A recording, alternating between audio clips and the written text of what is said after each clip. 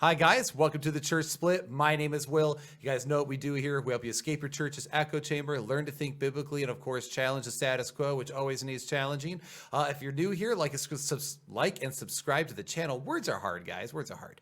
Otherwise, if you'd like, you can support us on Patreon there. You get access to all my apologetics classes 1 month before they release to the public. So if that's a little incentive for you, great. If you hate my voice and you don't want to hear me at all early at all, that's totally understandable. But then I have to ask why you're even here to begin with. But anyway, so today I actually have a special guest with me. I have a man by the name of Lewis Ungit.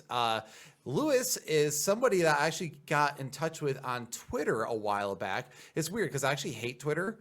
Absolutely. Like, I hate the interface and all of it, but at the same time, it's where it seems like platforms and people connect the most. So I've had to it's the burden I don't want to bear, but I have to bear it. So I actually got connected to Lewis through Damien with the Tall, Friendly Atheist Dad podcast. I saw them talking once, and I kind of got involved, and it became like this little circle where we'd all chat once in a while. And ever since then, Lewis and I were connected, and now for the last year, I at least was way disconnected from Twitter in general, but I started a new job, was focusing on my career and all that. But Lewis did write a book, and he reached out to me a while ago and sent it to me, and I wanted to talk to him about it. And I was supposed to have him on a while ago, but I forgot because it's me. I think everyone knows at this point I have about the attention span of a gnat. So anyway, I'm happy to have Lewis on. This is going to be a fun conversation. We've already had a good conversation prior to the show, and I look forward to talking to them more. So with that being said, Lewis, how you doing, man? I am doing great. I'm doing great. Thanks for having me on, and no problem with the timing. This is perfect, actually. So, book is out. People will be able to go ahead and buy it. One of the problems with doing pre-promotion for a book is that you tell people about it, they sound interested, and then it's not available for them. So this is great. People can check it out right away. Right. Well, that's actually the thing, right? Because like if you do things like, again, if you have a memory like mine, you're like, oh, that sounds so interesting, and then you forget about it because it's not Yep. available. So in fact, that was actually one of the things Dr. Lydia McGrew in her books Testimonies for the Truth that she just recently dropped. She actually reached out to me about 2 weeks before it came out. I was like, hey, we're doing a soft release right now. Just want to let you know so you can get your book early. And I was like, oh, that's awesome. And it was really cool because now I'm going to try to have her on in the next month or so too to talk about her book now that it's out. So Nice. I would like to help create some noise around it, especially because your book is unique, but we'll get to that in a minute. First off, Lewis, can you tell the audience a little bit about yourself?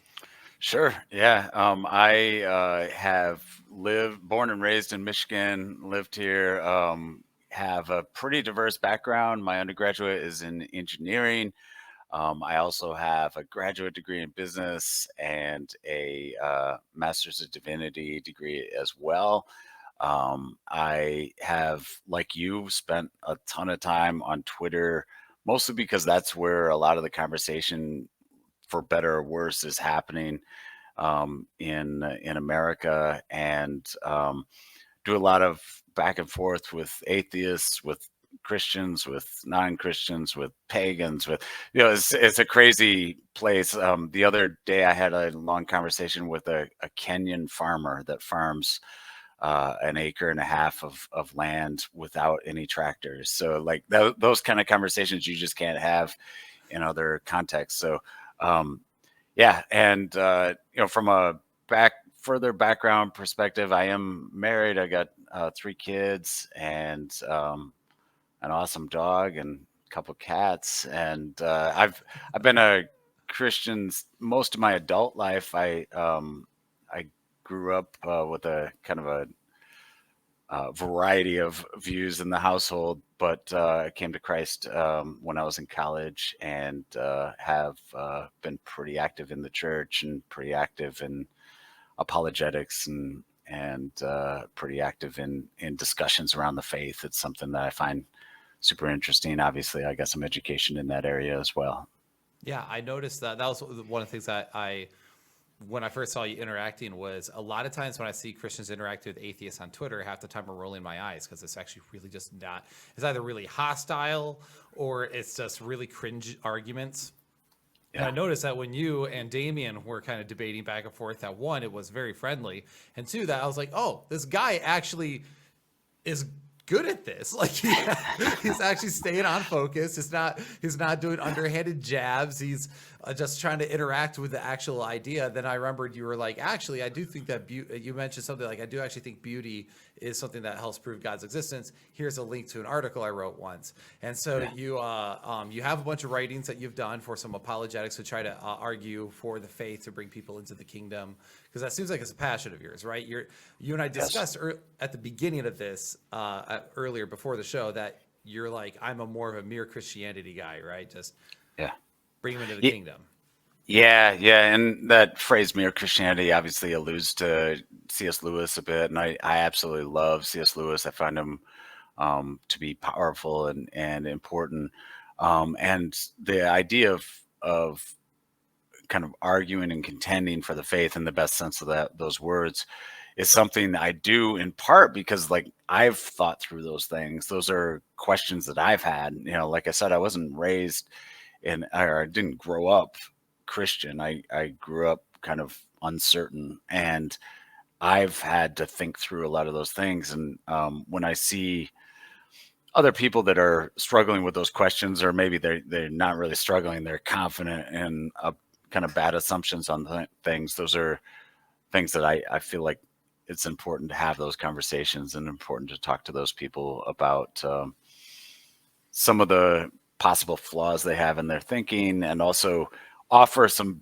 alternatives. And that, like the argument from beauty, I think is a powerful argument, and it's something that um, C.S. Lewis talked about, and like the silver chair is something that Pascal talked about. It's something that a lot of great Christians have talked about, and I think it's something that's absolutely true, um, and really is in some ways a defeater for atheism. Like it's hard for atheism to answer those questions. So yeah, those for me, that's a passion of mine. I love to have those conversations, and I do it in part because for all the reasons I just talked about, but in part because I think that those are things that the broader society just doesn't talk about, and they just aren't in there. And I think if we're not online, if we're not in the mix having those conversations, they just won't be had. And Absolutely. I think as a whole, society is kind of sleepwalking down a bad path Oh, in a lot right. of ways, and I think it's our job to do our best to stop the sleepwalking and at least force people to think. If they want to stay Right. atheist, that's up to them, but like at least provide them some challenges to their thought, and that's what I hope to do. Right, absolutely, and I couldn't agree more. In fact, there was somebody I know who's in ministry who recently said something, because I engage more on Facebook than I do on Twitter. Maybe I'm showing my oldness a little bit on that, but I have a really hard time being concise. If anyone knows me, I'm a wordy individual. So character limits and me do not get along, which is probably why I should pay for Twitter, because then I get more characters. But There you go. Yeah. but on Facebook, I do a lot of engagement there, and and also just the structure of Facebook just makes sense. Okay, I don't have to go through 14 threads. I can just boom, comment, boom. Here's the thread, easy to find. All right. Anyway, rant over. User interface is nicer. Anyhow, again, I'm old, but anyhow. So the thing It's is that funny. I can't use Facebook. Like I've tried. My wife is like, "You should get on Facebook," and like I start doing it, and I'm like, "This is user interface is so horrible. I can't do it." So it's probably what you're used to. I like that's my probably, yeah, it's thought. It's probably like I true. think you could get used to it. But Although they got to get rid of like the reels and stuff. I get annoyed with that. I'm like, no, go back to normal stuff. But anyway, but a guy said the other day, like, well, basically made a comment about me that essentially Will is always online causing problems and stirring the pot, and it does no one any good. What happens if an atheist sees these arguments amongst believers and stuff? I'm like, well, first off, I have these same conversations with atheists. But also, I've also through the online, like you said, being part of that online community and being engaged in the culture online, because that's where the culture is engaged now. I have actually led people to Christ through that. Like I actually yeah, have, which is a yeah, crazy thing to be a part of. Where you're like, I literally use my keyboard to reach Yeah. somebody. And it is through that engagement and learning how to do it. And of course, online takes a little bit of getting used to because you have to learn how to approach things in text form in a way that's effective. But I actually almost like the text formation better because you can break down the thought process easier. Hmm. And people don't realize the fact that's like actually no, it becomes very powerful at that way because you can break down each argument by thought. You actually take time to respond too, right? You're like, Yeah. that's a good question. Let me think about that before you just have to answer on the spot. So Yeah. anyway, Yeah. good Yeah. stuff. And I feel like, if you look at like in the New Testament, they go out into the public square and they have Hmm. these discussions and they have these debates. They go to the temple. They go out into the, Acropolis or what, like they go out into the public space. And I feel like the public space in the 21st century is online, right? Like there's no public square where everyone's hanging out to have conversations anymore other than online. And Hmm. maybe that's not ideal. Maybe it's good, maybe it's bad, but it's reality. And I think, that's where we have to be. Right, absolutely. And that's why I think the culture again, just as Christians, we need to be armed and equipped and engaged, and don't be sleepwalking. And Christians do it too. So now I know you got involved in apologetics, arguing for God's existence as something that's near and dear to your heart. Something about, of course, bringing people into the kingdom, and of course being engaged because you're very much culturally on the beat. I've noticed that about you and my interactions with you is that you keep up with what's going on in the world. And if certain people they don't realize. In fact, I was talking to a young man earlier today. He's like, "Well, I'm just apolitical. I don't really want to be involved in politics. I don't really like." I'm like, "Well, here's the thing. Once you start realizing how it's all connected to your faith and everything, even the society or the rearing of your own children, you start caring a lot more about and Yeah. start paying attention to the world a lot more." Yeah. So with that being said, that your book is something that I think is just approaches something totally differently that has kind of taken our culture by storm. So Yeah. could you tell our audience what your book is and tell us a Sure. little bit about Yeah. it? It's the name of the book is Return of the Dragon. The subtitle is The Shocking Way Drugs and Religion Shape People and Societies. Um, it is a book that the idea behind it came to me as I was engaging kind of in that public space, and listening to podcasts, listening to some of the more influential people in the world right now, guys like Joe Rogan, guys like Graham Hancock just had a big show on Netflix. Guys like Michael Pollan, who had a best-selling book called "How to Change Your Mind" about drug use, and I started listening to them and listening to some of the things that they were talking about, and they all had this very positive view of psychedelics. They all had this idea of psychedelics as um, transformative. Talked about it in very religious terms in general. They talk about it as something that makes them a better person, something that helps them to um, put things in perspective, helps them to love other people, helps them to be humble. And they've got all these kind of religious framework for viewing psychedelic drugs. And um, that is, as a Christian, that's an interesting thing, right? So who are all these people that aren't particularly religious people using all this religious language? And is it a good thing or is it a bad thing? There's a particular drug, DMT, dimethyltryptamine, that's the active ingredient in ancient Incan drug called ayahuasca, that is incredibly interesting. I heard Joe Rogan, he talks a lot about DMT, he talks a lot about ayahuasca, and I heard him talking about it. And one of the things that he was talking about is the fact that when you take DMT, you see these entities, you interact with these beings, and they will give you insight. They'll tell you, they'll point you in the right direction. Sometimes they give you creativity, that kind of thing. And for me, where kind of the genesis of this book happened for me was I wrote an article on my Substack, um, that was titled "Who Are the Entities?" And it was a question like, who is it you're interacting with? Like, if they're real, and that's the crazy thing about psychedelics as a whole, DMT in particular, is that people come down from those highs and they say that was real, right? So when you or I, we have a dream, we dream about grandma, or we dream about the dog, or we dream about some monster coming through our door, whatever. We wake up and we say, okay, that wasn't real. Thank goodness. Whew, like we're happy that it's not real or whatever. People take DMT, they come down and they say, oh, those were real entities that I interacted with. That was real stuff. And even atheists do. That's the crazy thing, is like, there's a Johns Hopkins study of people that took DMT, and they found that a majority of people that took DMT that were atheists going in ceased to be atheists. So a majority of atheists that took DMT ceased to be atheists. And a big part of that is they said, I saw something that doesn't make sense within a materialistic point of view.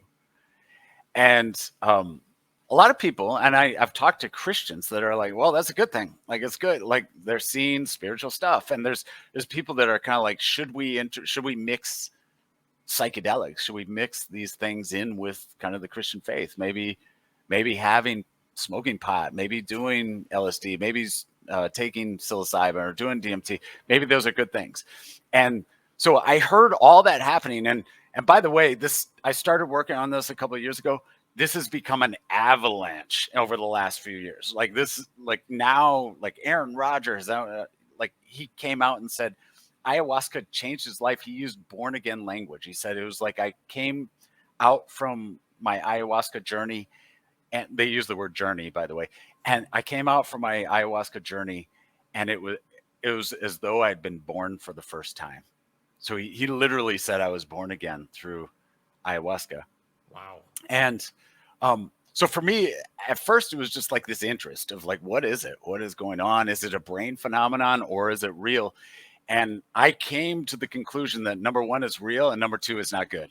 Like it's very, very not good, especially from a Christian perspective. But I tried to write my book actually from not particularly Christian language. I tried to make the case as though I was talking to a fan of Joe Rogan, or just a regular dude on the street that was interested in ayahuasca or whatever.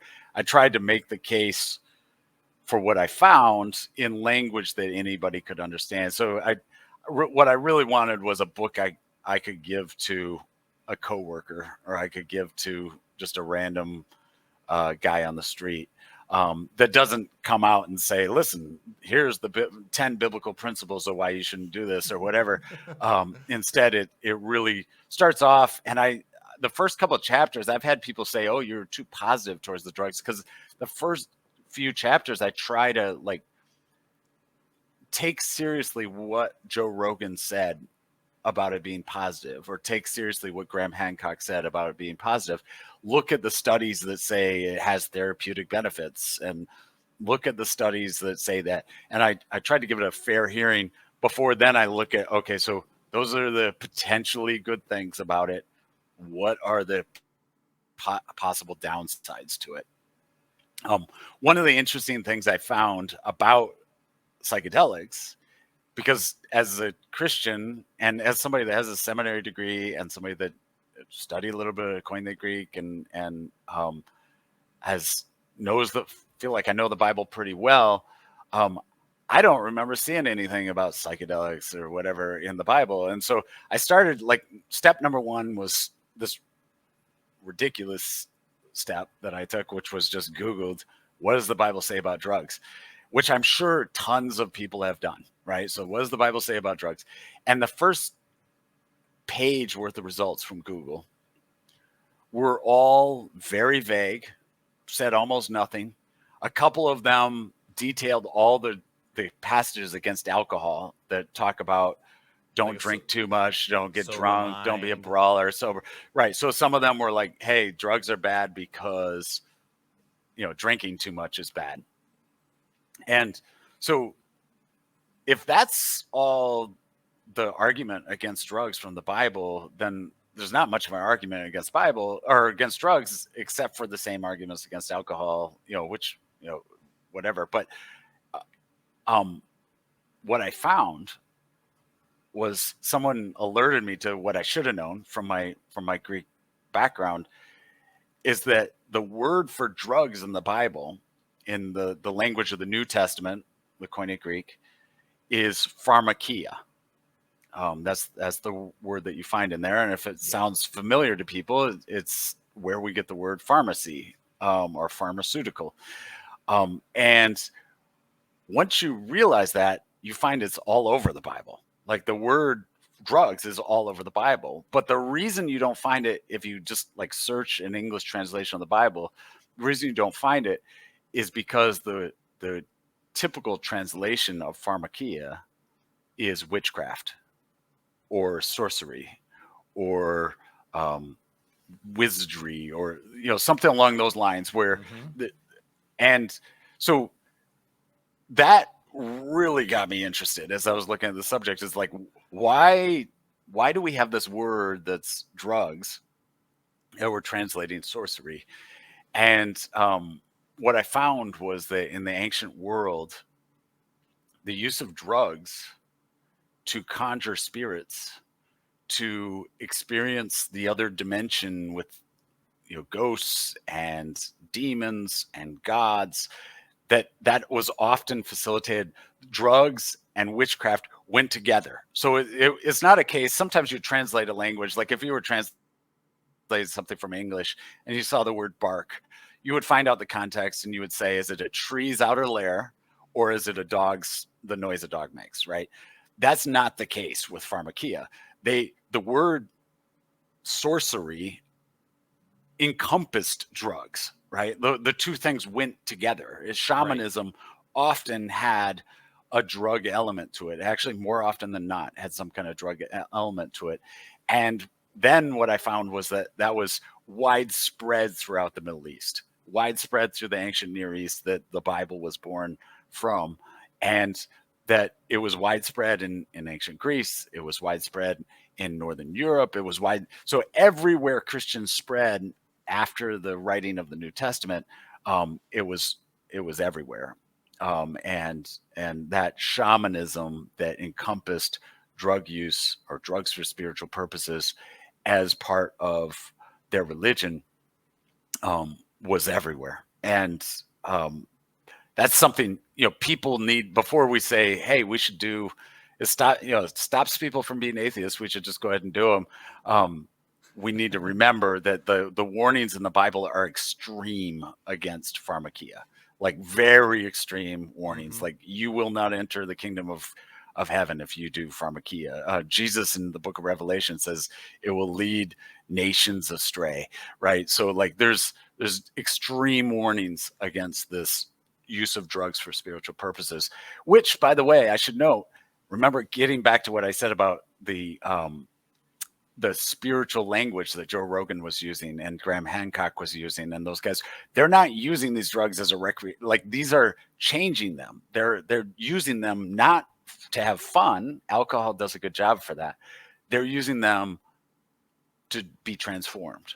Like, there's a spirit, there's a religious element to it that is inherent to these drugs. That's the whole reason people use them.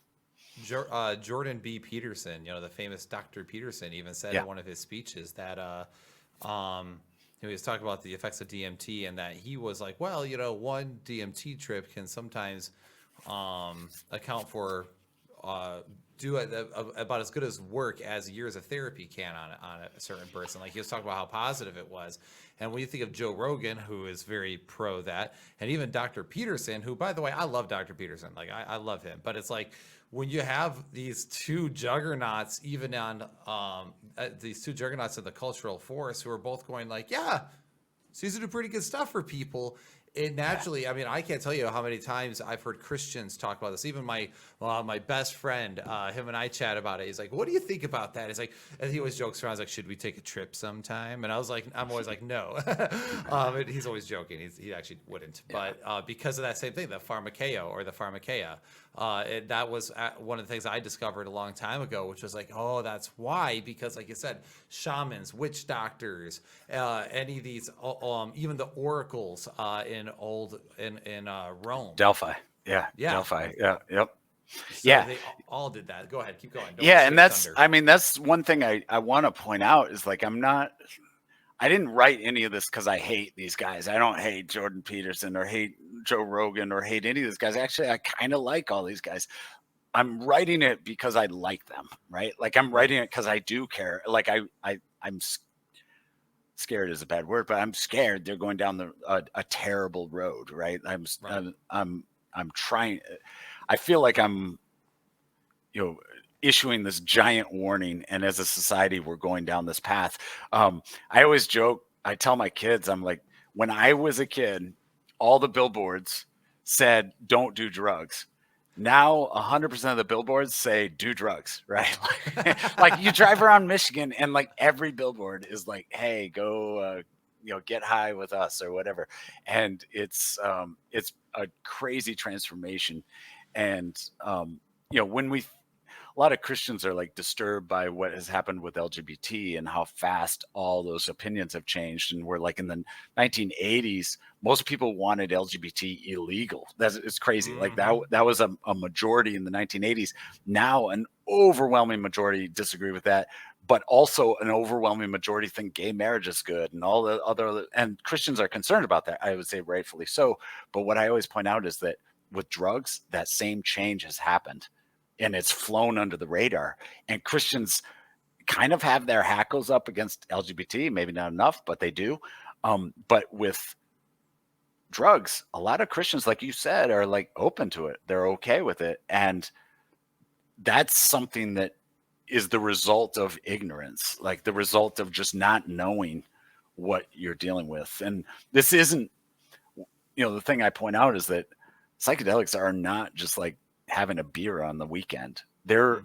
They're opening something. They're opening a portal. They're opening something you up to some things that are real things. Like I agree with Joe Rogan. You're actually seeing something real when you do it. And if it's not from God, what is it? And that's the kind of the dark, creepy question behind it of who are those entities? If it's not from God and it's real, who are you interacting with? That's a great question, which is why I think your you aptly named your book "Return to the Dragon," which, by the way, the cover art and everything. This is a very good looking book. Like it's like it's not too much. The cover art, I really enjoy it, the whole thing. But anyway, so you call it "Return to the Dragon"? Is there there's a continual theme throughout of serpents? Would you mind kind of exploring Yeah, that with us a little bit? sure.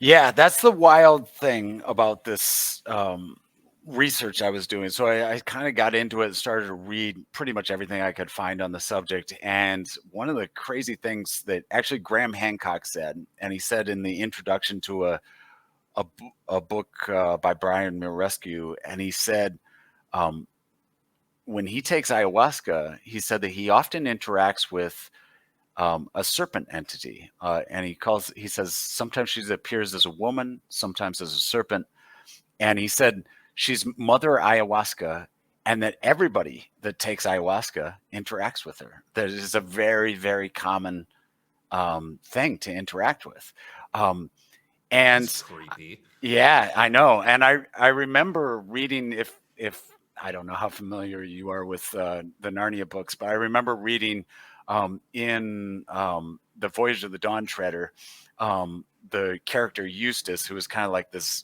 nerdy character that didn't read good books. He just like read encyclopedias or whatever, and he saw a dragon and saw a dragon's lair, and he went in and started like getting stuff from the lair and stuff.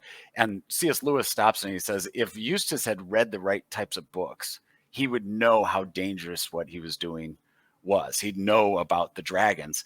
And I thought that exact phrase when I heard Graham Hancock talk. I was like, he didn't read the right books. He doesn't know how creepy it is to consistently be interacting with a serpent entity. And I think every Christian gets their hackles up when they hear that, and rightfully so. But so many people are so disconnected from Christian thinking that they don't realize that. So I heard that from Graham Hancock, and I found it interesting, and I found that it was absolutely true. And I found that Hmm. throughout the world, throughout every area that had ever done the shamanism, had some kind of drugs for spiritual purposes, that had done that, they all had serpent entities. It's a wild thing. It's you go like country to country to group to group, and they all had serpent entities. The Aztecs had them, the Incas had them, the um, North American tribes had them, the Northern European people had them, the Vikings had them, the people within the ancient Near East that the Bible is written. People don't realize, like Baal and Asherah, they had serpent incarnations where they would come as serpents often, Hmm. and so it's so widespread throughout the world, and it mixes with two things. It's that shamanism, that mixing of drugs and religion, and there's the serpent entity, and then the serpent almost always asks for a human sacrifice. Wow. So you see in the Bible, the Old Testament was written in Hebrew, but there's a Greek translation that was very popular when the New Testament was written. It's called the Septuagint, and it's actually the Greek translation that the apostles often used as they were writing the New Testament. So when they quote the Old Testament, a lot of times it's in the Septuagint. And if you go to the Septuagint and you look up that word pharmakia, you'll see that there's like warning after warning of the mixing of human sacrifice and pharmakia. So it will say, for example, don't practice pharmakia or burn your children in the fire, right? So there's that mix of drugs for spiritual purposes, serpent entities, and human sacrifice, which is wildly creepy, like just incredibly creepy. And it happens over and over again in human history and is still happening via Graham Hancock, right? Like he's still writing that. Now, the human sacrifice part hopefully is not part of his life, but like I'm just saying that serpent entity keeps coming up through the use of drugs for spiritual purposes, and it's something I think we should all be aware of. And when we talk about if those entities are real, and if one of them is this creepy serpent entity that's got dark demands, like I think it's something that should put us all on high alert when it comes to the kind of widespread. Hey, let's all do these drugs. They're great for us. Well, what I kind of brought to mind, I'm just thinking out loud here, because if all these people have these visions or interactions with some sort of serpent entity, um, and for those of you who are listening who do not know, you might just be like, "Oh, maybe it's just a way it impacts the brain, I guess, on humans." But you have to understand something like there's so one of the many theories as to why the apostles believed Jesus Christ rose from the dead, outside of the obvious that Jesus Christ rose from the dead, there's different theories that skeptics have come up with. There's the he wasn't really dead theory, which has problems with it because Romans were never known to fail executions. But one of the other ones is a hallucination theory, which is just this mass hallucination that all the people who saw the risen Jesus were mistaken. They must have hallucinated. But the problem is that there is no recording ever in history where people have shared a hallucination because it's a hallucination. How would you share that? That's as something from your own mind, right? So now that I'm thinking out loud, and this is correlated in my mind, how bizarre is that if everyone's seeing a serpent entity of some sort, and I've heard similar things. I'm not sure if I ever heard serpent entity, but I have definitely talked to people who have done drugs, like intense drugs. I've been in ministry, okay, I've heard it all. But when I've talked to these people, you're right, they do speak in like a spiritual sense, that they interact with things, that there's definitely something like they're like, oh no, you see so much more, like, and you're right, they use like enlightenment language, and that there's things that they cannot describe with the human tongue and things like that. So it kind of shows to a point that there has got to be one. It does show that there is a supernatural element to our existence, but also it's got another thing that helps prove the fact that it's a supernatural something. Something's got to be supernatural about it. You're interacting with something spiritual that you don't know. Is the fact that everyone is sharing the same stories. Yeah. Yeah, that's a great point. Yeah, the fact that they're seeing the same stuff is something I touch on in my book, and it is absolutely hard to explain from a materialistic standpoint. The other thing I point out because everybody I talk to says that they're like, well, it's just a brain phenomenon, like there's just something going on in your brain. But the thing I point out is like if we take science as the observation of things, right? So you boil it down, and what science is like we we have a hypothesis, and then we test it by observing it, right? Like there's this empiricism to it, or you look at things, and when you take the most skeptical atheist person in the world and they do these drugs, they don't say what a weird brain phenomenon that was. They say that was real, right? Like Joe Rogan was a hardcore atheist. He says, oh, that was real, right? Graham Hancock was an atheist. He says, oh, that was real. So, and like I said, a majority of atheists that take this say that was real. So the idea that it's not real is hard to square with the fact that everybody that actually sees it says it is real, right? So that like you're kind of forced to say it's an anti-science perspective almost to say it's not real because everybody that actually interacts with this thing says it is. Right. So then at that point, I can already hear different people get into more and more bizarre theories to try to discount certain parts of it, right? Like, well, Yeah. what define real? If it's real in your mind, isn't it real? Like, I've heard those types of arguments. This gets increasingly absurd. And that's why it's Yeah. in my mind where it's like, well, and that's what always made me nervous when I heard it, because I knew from back in my early 20s when I did some research on because I was raised in a very strict environment. So I got to the point where I was like, all right, what does the Bible really say? What is really taught? And that's what started like my insatiable need to always read and learn. And basically, that was one of the things I got to. I was like, okay, cool. What does the Bible say about alcohol? Okay, it says not to be a drunkard, basically. Okay, cool. So I can have a glass of wine, no problem.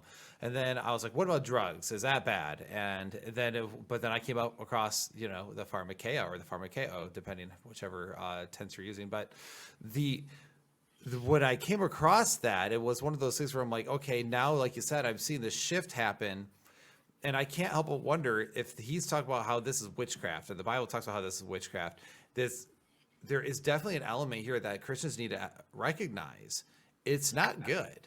It's actually something that's actually quite sinister. There's got to be a reason why that's there. And actually, I'm wondering now off the top of my head, have you come across any studies that show like negative impacts of these things at all, or is it so far still pretty positive as far as that's concerned? There's definitely negative impacts, and I touch on some of that in the book. It adds to psychosis. I didn't include this particular anecdote in the book, but I'm friends with a psychiatrist, and she said that it's almost 100% of the time when she meets someone and has a client that is struggling with bipolar or struggling with schizophrenia, she said there's a giant correlation between psychedelic and marijuana and other drug use and those. So there certainly is a lot of warning signs that it does lead to psychosis and other problems with the brain from a long-term perspective. So yeah, there's certainly therapeutic benefits, but there's also warning signs there. But one of the things I point out is like I think that the bigger concern for me is that that question of who it is you're interacting with, because it really is in my mind it's a spiritual interaction almost 100% of the time. And I'll say this: I said I wasn't raised Christian. I did psychedelics. I talk about that in the book, and I've done them, and I can attest it was a spiritual it was a spiritual experience. It certainly was. You feel like you understood everything, and you feel like you've got you've seen into this other world, and you know more than other people, and you've got this confidence that you've got there. So there is, you keep bumping into the spiritual. Michael Pollan, who wrote How to Change Your Mind, very pro psychedelic book, but he says if you do these drugs, he in particular was talking about psilocybin, which is the ingredient behind magic mushrooms, the active ingredient. But he says if you do these, sooner or later you will bump into the spiritual. He has that phrase. I quote it in my book, but they're inherently spiritual. And the funny thing about modern America, I shouldn't say funny, but not, the interesting thing about modern America is we hear the word spiritual and we say, oh, that's good. Like I say, hey, Will, I had a spiritual experience, and you say, oh, that's great. I'm so glad you had a spiritual experience. In the ancient world, they would say, well, was it a good spirit or a bad spirit? Right? They would say, was your spiritual experience,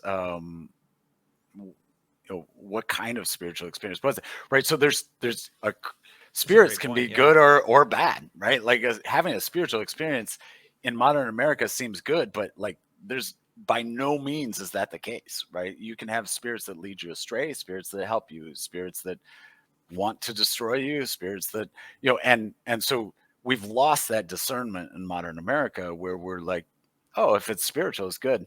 And you'll hear people like going on Joe Rogan or talking to Graham Hancock or whatever, and they'll talk about all these decisions they made because they had this spiritual experience, whether it's doing yoga or standing up on a mountain or doing drugs or whatever. And they'll say, I had this spiritual experience and I decided to quit my job and become a Zen Buddhist monk or whatever. And that sounds good on some level because it was a spiritual experience that led them to it. But if you have that critical mind about spiritual experiences and you say, well, what spirit? Then all of a sudden that no longer seems like an automatically good decision, right? Like all of a sudden if the spirit is tricky or hates you or wants to sabotage your life or thinks it's funny to give you bad advice or whatever, if that's the spirit you're dealing with, don't follow that advice, right? And people don't have that discernment anymore. It's just like, oh, I felt a spiritual experience, so I should do what that experience led me to do.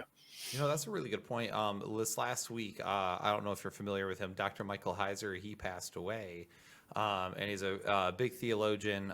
He's greatly impacted many people, including myself, with his books like on the unseen realm. But then he also wrote a book on angels and a book on demons. And that is one of the things that, as you're talking about, I'm like, yeah, because there is a spiritual reality, especially Christians. Christians just have to accept the fact we use the term supernatural, like, oh, there's something that's supernatural, but obviously what we mean is that something that's non-material, because there really isn't much of a difference between the natural and the supernatural. Both of them in the Christian world would be part of the natural world. But the thing is that we have to acknowledge the fact that there could be evil spirits, there could be bad spirits, there could be good spirits. But the evil spirits idea is something that's very, very early on in Christianity. It still was in ancient Judaism, all of that. And that's because, and that they always will come off to like they're trying to be your friend. That's the whole point. They're supposed to be deceivers. I think people think of evil spirits and they think they're going to watch like one of the Conjuring movies and like, oh, that's what an evil spirit is. Like, well, not necessarily. Yeah. Not all of them are that openly, obviously nefarious, but that's a really good Yeah. point. And to add to what you just said, like in the Bible, often it's the opposite, right? Often the angels scare people. Like you'll see the angels and the people will drop down in fear, and the angel will have to, almost always, like the angel's first words are, be not afraid, right? Like that's because they're freaked out by the angel. In contrast, look at how reasonable the serpent talking to Eve sounded. The serpent is like, hey, listen, you can open your mind. You can be like gods. You could try something new. He reasoned with her. He empowered her. He helped her to kind of come out of her shell and challenged her to do something new. So the serpent to Eve is like this wise, good, helpful serpent, right? Like, and same with Jesus in Jesus's temptation, where the serpent's like, "Hey, I can help you get food. I can help, you can change that rock into bread, and I can help you get power. Here's how you can do that." So the the the idea, and often I get that response where people will say, "Well, I've done psychedelics, and the entities I interacted with were good. They helped me. They gave me advice. They gave me helped me to learn more about myself or whatever." And my response is like, "Yeah, the serpent helped Eve too. They helped Jesus. Like they and the demons are helpful usually. Like not in the way you want, not in the long term, not in for your ultimate goal and your ultimate purpose, but that's almost always how they present themselves to begin with." That is, yeah, and that's exactly it. Where because that's the whole point, right? Like I'm going to benefit you, but it's usually something like for the expedience, and like it's like a sabotage. And then I want to go back to quickly what you said a second ago as well when you're talking about like spiritual. That's like a new thing I'm even seeing like on Christian dating apps. I'm hearing. I'm not on Christian dating apps. I just know people who are. It's just so everyone knows, happily married. Okay, okay, cool. All right, cool. I can already see that. Be like someone's like, "Oh my goodness, Will." Anyway, but I've already heard like that's one of the things on Christian dating apps you run into. Like, well, I'm just spiritual, and it turns into this big, vague. Yeah. And the whole point of the Christian life is like, yes, we're all spiritual beings. Period. We all are. To be human is to be spiritual. Yeah. Period. The question is what spirit are you attaching yourself to? Is it going to be something that's like that could pull you away, or is it going to be something like the Holy Spirit and Christ and following His way and to just participate in His resurrection when He returns? It's like what spirit do you want to be aligned with? What spirit do you want to be fellowshipping with? And that is a good question, and that is something I'm not sure a lot of people have completely confronted in their own spiritual lives. And that's what makes your book so fascinating to me, because it was such a different take. It's just that's something that is not written about. I don't know of a single Christian work currently, but it could be because it's just not in my scope of attention. But I just don't know of any other work that's like taking the psychedelics issue by storm, because it's huge right now, like huge. Yeah. And that's why I wrote it, is like there is a dearth of warnings about this from a Christian perspective, and especially written from a perspective of not, like I said, 10 biblical principles about drug use, but like from what are the potential pushbacks? And you've offered them here, is like, what are those pushbacks? I try to address all of those, of like, what is your next door neighbor going to ask you about it? Because they're not going to ask you what are the 10 principles, right? They're going to ask you, what's wrong with it? Like, I've tried it. Like, why is it bad? Those are the questions they're going to ask. Or isn't it just in the brain or whatever? Like those are, and so I think there is absolutely a need for this, and hopefully this message will spread and other people will start talking about it. But it's absolutely needed right now in culture for people to start asking these questions. And I tried to write it as a short book too. Like I had 300 pages or something, and I added a lot of that to my website. If people check out my Substack, a lot of the extra chapters are up there on the Substack. But I try to keep it as short and concise as possible so that people didn't get lost.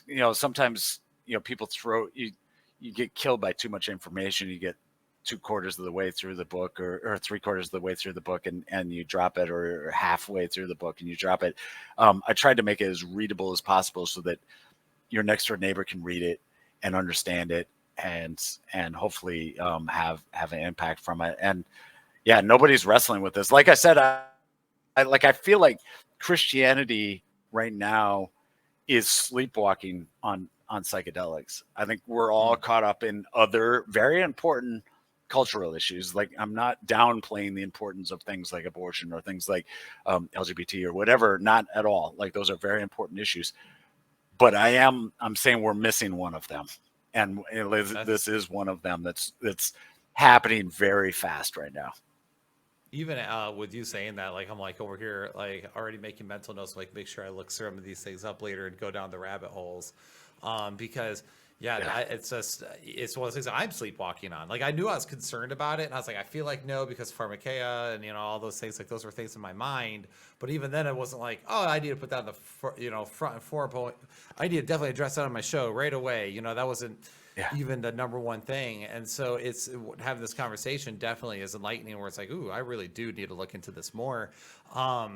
And although I gotta say, going from like 300 pages and like chopping it down, that's a big deal. I'm almost at 300 pages right now in my own book, and Yeah. I'm just writing on the atonement, and I'm realizing I wanted to cover. There's so many things I've wanted to cover, and I started to realize that there's so many things I got to leave on the chopping wood floor and just Yeah. go. I'm really hoping that within these set pages, I leave enough breadcrumbs for these people to go fill in those blanks in between, Yeah. what their Yeah. own research. It's not easy writing a book. I've discovered that. I discover my own inadequacies each and every day while I work on it. But Yeah. yeah, Yeah, it is hard. That's why the benefit of having a Substack or something is you can say, I love this. It's beautiful. It's not going to go in the book, but people can still read it. They can still get it. You can still put it up somewhere where people can get to it. But yeah, it's difficult to trim that down. oh, That's for for sure. sure. Now, where can people find your Substack and your website, by the way?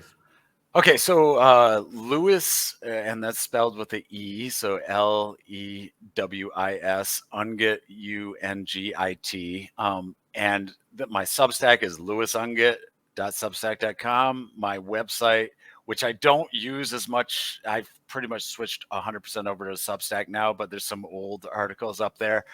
That's just lewisungit.com, so people can check those out. Okay, cool. And now, before we wrap up too much, so your book explores basically psychedelics, what's happening in the culture by storm. You're not necessarily approaching. I think you mentioned like you're not trying to approach it from a Christian perspective the entire time either. Because your kind of your point is this: like I just want to warn people of the dangers of it. Is what it Yeah. sounds like. Like Yep. Yeah. No, I think obviously I'm a Christian, and obviously that's important to me. But I tried to write the book so that an atheist could pick it up, and at the end of the day, agree with the book at least. They don't need to agree with me about Christianity, but agree with the book at least. And I believe that it does that job. Like I think it will at least cause people to start questioning just the assumption that these are good and that it's going to be helpful. absolutely, I'd agree with that. I think that's really interesting, and it's definitely something that I'm going to look into now. So if I start texting you randomly for sources, do not be surprised. I have my friends Brad and Seamus. They're some Jewish friends of mine, and I'm always shooting them texts, asking them questions about it because they're experts in the field.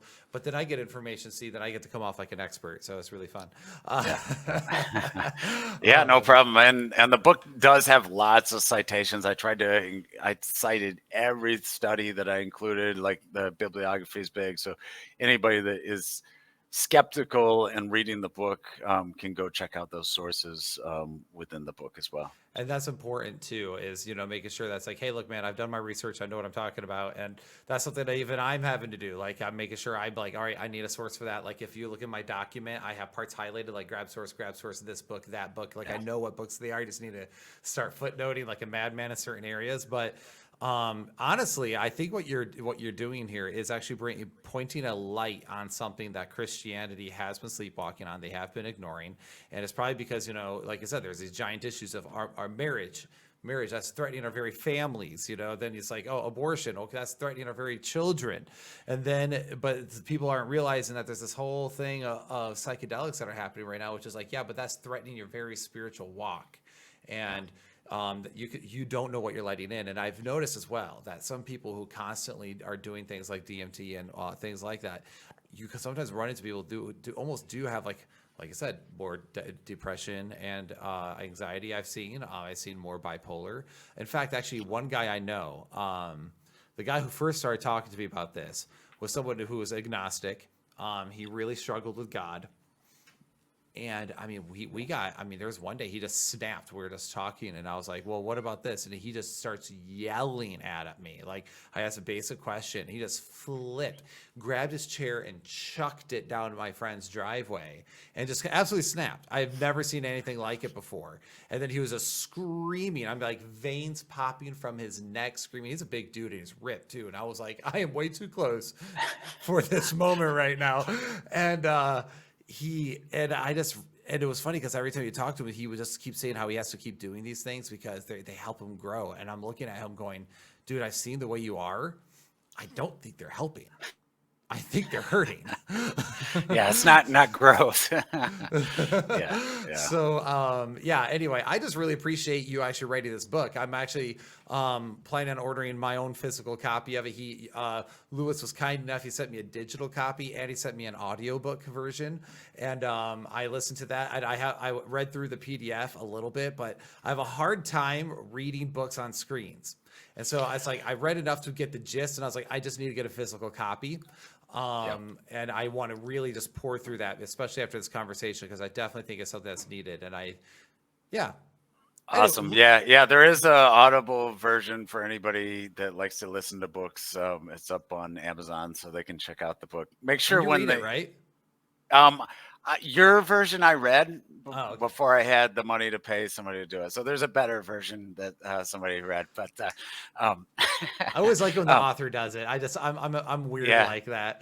I know it is so much work to read a book, the full book. So I did pay someone, but when people search it, if you just search Return of the Dragon Ungit, Ungit, you'll find it. It'll pop up. Actually, I went on Amazon. I typed in Return of the Dragon, and yours was first one. Just popped right up. Okay. Cool. So you're hitting you're hitting the algorithm. So that's good. Good. So anyway, Lewis, I really appreciate the work you've done. I really have. I think you definitely even opened up my eyes to it, and it's something I'm going to look into, and I hope that the rest of the audience does too. So guys, go support my friend here. He's done great apologetics work. You guys might not realize it, but he's one of the good ones. If you don't know who he is, he's one of the good ones. He's one of the ones online. He's engaging regularly. He writes. He's thoughtful and very friendly and kind too. But he's also not afraid to tell it the way it is. But you have a way of telling it the way it is without being a jerk, if that makes sense. At least in my experience, I've seen. I'm sure we all slip from time to time. Once in a while, we got to throw a hand grenade. Yeah. I try. I definitely am not perfect, but I try. Yeah, you do good. You probably do better than me, but I'm the church split guy, so it comes with the name. I have a free pass to be a jerk. I'm just kidding. I don't be a jerk for Jesus. But anyway, so Lewis, I appreciate it. Everyone, go check him out. And also all the links to all these things of his are going to be in the description down below. So please check out Lewis's work. Check out his book, Return of the Dragon, and let's no longer sleepwalk on this issue as a church, because remember, we're talking about challenging the status quo. That's what we said at the beginning of all of this. Learn to think biblically and challenge the status quo. Well, this is one of those things. Escape your echo chamber and learn the fact that, hey, maybe we as a church really should focus on this issue board, take it a little bit more seriously, because we have young people who are running to it in droves for their self-help when we should be having them run to Christ and his word for the work that only he can really do to make you new. So with that being said, Lewis, do you have any other final comments? Thank you so much for having me on, and really appreciate the kind words here, and thank you for your ministry. You do an awesome job as well. So, well, I appreciate it, man, and we're just going to keep on fighting the good fight. And hey, since you're in Michigan, one of the times we just need to go grab breakfast or coffee or a beer or something sometime. So, but absolutely, anyway, that'd be great. All right, guys. Well, don't forget to like and subscribe to the channel. Don't forget to check out Lewis's work, and we'll see you next time on the Church Split. So take care, and God bless.